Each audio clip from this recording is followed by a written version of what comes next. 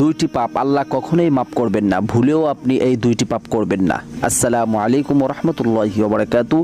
আজকে গুরুত্বপূর্ণ দুইটি পাপের বিষয় নিয়ে উপস্থিত হয়েছি, যে দুইটি পাপ আল্লাহ কখনোই মাফ করবেন না। আপনি যদি নামাজ না পড়েন চাইলে আল্লাহ মাফ করে দিবে, আপনি যদি জিনা করেন চাইলে আল্লাহ মাফ করে দিবে, আপনি যদি গুনাহ করেন নামাজ নাও পড়েন তাও চাইলে আল্লাহ মাফ করে দিতে পারে। কিন্তু এমন দুইটি গুনাহ আছে, যে দুইটি গুনাহ যদি আপনি কখনো করেন তাহলে আল্লাহ কখনোই মাফ করবে না।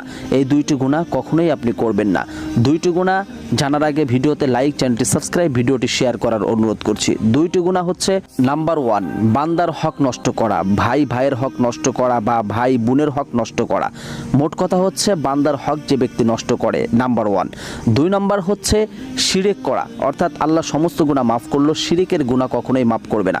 আপনি এই ভয়ঙ্কর দুইটি গুনাহ থেকে বেঁচে থাকবেন, তাহলে আল্লাহ পাক রব্বুল আলামিন চাইলেও আপনাকে জান্নাতে দিয়ে দিতে পারে। তো আমরা সকলেই এই দুইটি গুনাহ থেকে